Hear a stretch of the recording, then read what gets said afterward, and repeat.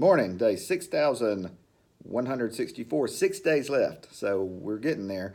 I'm sitting back here in the dark, trying to hide. They keep bothering me back here. This last couple, I thought they'd leave me alone like the last week or two, but they're not. Um, anyway, I've been thinking about just general stuff about the classroom, having a good time in the classroom. And most of the time when I taught, I was a high school teacher, and I really liked high school kids because you can have a little back and forth with the middle school kids. What they used to tell us was when I first started teaching, this was kind of the saying was like you can't smile until after December.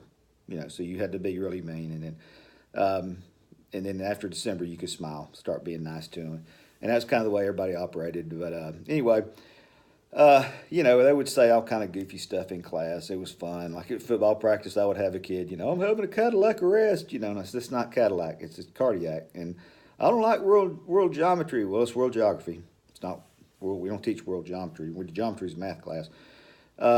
Stuff like that is fun.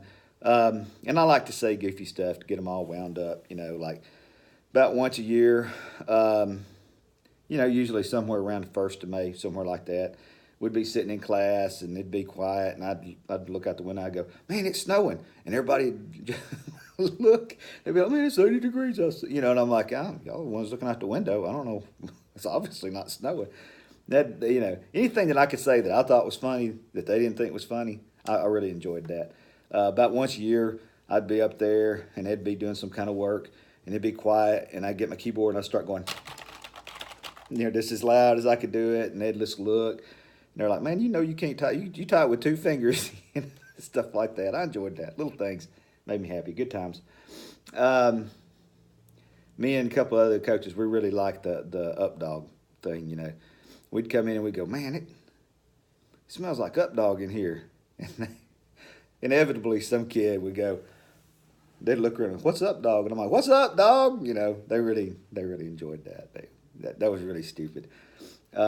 So we did that as often as we could.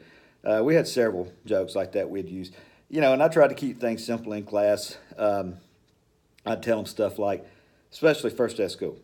First day of school, I would do stuff like, okay, here's my rules, and I was serious about my rules. I don't want any sleeping, if you sleep or if you put your head down, I'm going to make you stand up for a minute. I'm not going to leave you standing there forever. But I don't want them coming in and observing me and then me getting in trouble because you're sleeping in my class, because one of the things says, are the students engaged, and if you're sleeping, you're not engaged.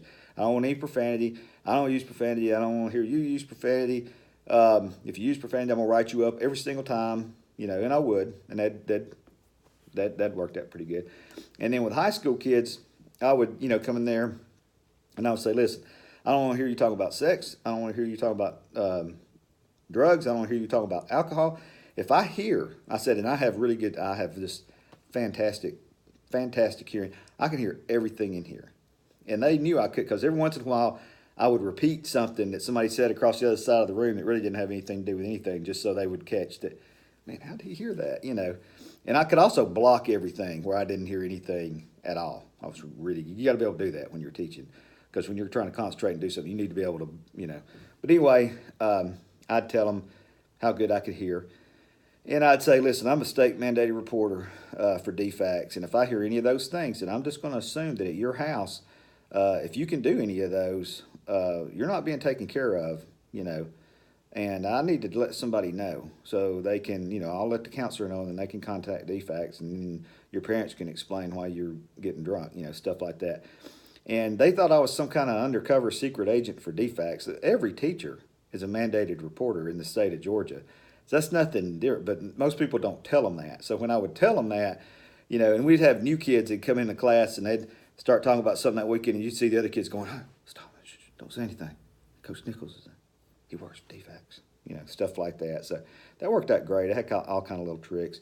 I'd tell them, listen, all these phone numbers and stuff, that I had aren't any good, so I'd start saying things like, man, we're supposed to have a snow day like next week.